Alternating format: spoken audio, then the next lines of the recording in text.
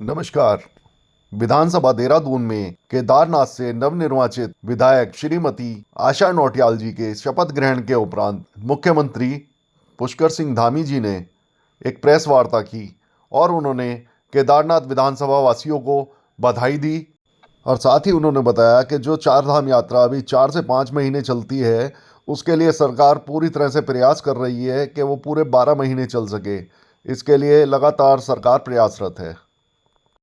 मैं सबसे पहले तो बाबा केदार को नमन करता हूं। उनके आशीर्वाद से श्री केदारनाथ विधानसभा की देवतुल्य जनता ने श्रीमती आशा नौटियाल जी को विधानसभा में भेजा है, अपना सदस्य बनाया है। आज उन्होंने अपनी विधिवत रूप से आज शपथ ली है। मैं उनको बहुत शुभकामनाएं देता हूं, बधाई देता हूं। और जो अपेक्षा, आशा और जो विश्वास श्री केदारनाथ विधानसभा की जनता ने श्री आशा नौटियाल जी में, भारतीय जनता पार्टी में व्यक्त की है या जो अपेक्षा की है, हम पूरे संकल्प के साथ उसको आगे बढ़ाएंगे, धरातल पर उतारेंगे। जो विकास के काम हैं, उन विकास के कामों को और तेज गति प्रदान करेंगे। पहले भी श्री केदार धाम का नवनिर्माण, पुनर्निर्माण हमारे आदरणीय प्रधानमंत्री जी के नेतृत्व में तेज गति से चल रहा है और 2014 की प्रलय के बाद जिस तेज गति से भव्य केदार और दिव्य केदार बना है, उसको पूरी दुनिया देख रही है। और आज हम उस विकास को अनवरत रूप से बढ़ाने के लिए संकल्पित हैं। और इस चुनाव से पहले जो हमने वहाँ पर घोषणा की है, जो शासनादेश किए हैं या जो भी हमने वायदे किए हैं, उन सभी को हम पूरा करेंगे। निश्चित रूप से ये जीत सनातन की जीत है। ये जीत हमारे आदरणीय प्रधानमंत्री जी के द्वारा जो विकास के काम वहाँ पर किए गए हैं, पूरे उत्तराखंड के अंदर किए गए हैं, उसकी जीत है। ये जीत केदारनाथ विधानसभा के लोगों की जीत है, ये उत्तराखंड के लोगों की जीत है।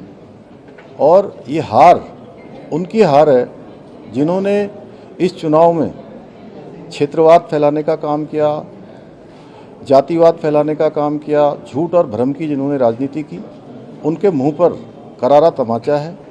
लेकिन हम इन सब से आगे बढ़ते हुए पूरे उत्तराखंड को आगे बढ़ाने के लिए, श्री केदारनाथ विधानसभा को आगे बढ़ाने के लिए, हमारे चारों धामों में शीतकालीन प्रवास शुरू हो, उसके लिए हमने योजना बना दी है। हम उसको तेज़ी से आगे बढ़ाएंगे। अभी तक यात्रा 4 महीने 6 महीने की होती थी। आने वाले समय में अब ये यात्रा पूरे 12 मास चले, इसके लिए हमारे सारे प्रयास शुरू हो गए हैं। उसको हम और तेज गति से आगे बढ़ाएंगे। सर, शीतकालीन यात्रा को थोड़ा सा और, क्योंकि इसमें चुनौती भी बहुत ज़्यादा होगी, कई ऐसी जगह हैं जहां बर्फ़ बहुत रहती है, उसके लिए क्या मैकेनिज्म रहेगा? देखिए, एक तो सबसे पहले तो हम अपने जो भी शीतकालीन स्थानों पर आने वाले यात्री हैं, पर्यटक हैं, श्रद्धालु हैं, उनको किसी प्रकार की भी असुविधा का सामना न करना पड़े, हम उसको प्राथमिकता से लेते हुए कल से ही हमने इस दिशा में काम करना प्रारंभ कर दिया है। और हम कहेंगे जहां आज भारतवर्ष के अनेक अनेक स्थानों पर जहां धुंध लगी हुई है, सूर्य दिखाई नहीं देते हैं, हमारे यहाँ पर उनको हिमालय भी दिखाई देगा, सूर्य भी दिखाई देंगे, अच्छा परिवेश भी मिलेगा और अच्छा एक पर्यावरण भी मिलेगा। तो हम सबको आमंत्रित करेंगे और मैं स्वयं भी प्रयास करूंगा कि अनेक स्थानों पर जाऊं। हमारे मंत्रीगण भी जाएंगे, हमारे संगठन के आदरणीय अध्यक्ष जी श्री महेंद्र भट्ट जी स्वयं भी, क्योंकि उसी घाटी में, उसी स्थानों पर पले बड़े हैं, सबको हम लोग स्वयं जाकर एक एक स्थानों पर लोगों को आमंत्रित करेंगे। और बाबा केदार की कृपा से हमारी जो यात्रा है, अब 12 मास की यात्रा होगी आने वाले समय। सर, उत्तरकाशी मस्जिद वाला जो मामला है, कल वहाँ हिंदू महापंचायत सरकार, देखिए, शुरुआत के दिनों में जब मैं उत्तरकाशी गया था तो मुझे अनेक सामाजिक संगठनों के लोगों ने अपने ज्ञापन दिए थे और अपनी कुछ आशंकाएं व्यक्त की थी। तो मैंने उसमें जिलाधिकारी को पुनः परीक्षण करने के आदेश दिए हैं और मुझे लगता है कि जल्दी ही उसकी जांच पूरी हो जाएगी और जांच पूरी होने के बाद आगे कार्रवाई की। जमीनों के लिए सर हरीश रावत कह रहे हैं कि मोदी, योगी, धामी बस इनकी चल रही है, इन्हीं का नैरेटिव चल रहा है, हिंदुत्व का कांग्रेस में इसका मुकाबला नहीं कर पा रही। देखिए, हरीश रावत जी बहुत अनुभवी हैं और बहुत लंबा उनका कालखंड सामाजिक और राजनीतिक जीवन का रहा है और आज पूरी दुनिया जानती है हमारे प्रधानमंत्री आदरणीय मोदी जी के नेतृत्व में देश के अंदर एक नया वर्क कल्चर आया है और देवभूमि उत्तराखंड से जो हमारे प्रधानमंत्री जी का लगाव है, उनके हृदय में देवभूमि बसती है, ये किसी से नहीं छुपा है, तो हरीश रावत जी से भी नहीं छिपा है, इसलिए वह भी सत्य ही कह रहे हैं। सर जमीनों के लिए आपने एक आदेश जारी किया, कई जगह ऐसे मामले आए कुमाऊं गढ़वाल में जहां बाहरी लोगों ने नियमों को ताक पर रखकर ज़मीनें खरीदी हैं, लेकिन उसमें एक नई चीज़ ये आ रही है कि ऐसे लोग अब स्थानीय लोगों को औने पौने दामों में ज़मीनें बेच के निकल रहे हैं, तो इसे पूरा क्लब करके बता दीजिए। देखिए, चूँकि हमने नया भू कानून लाने की घोषणा की है और हम नए भू कानून के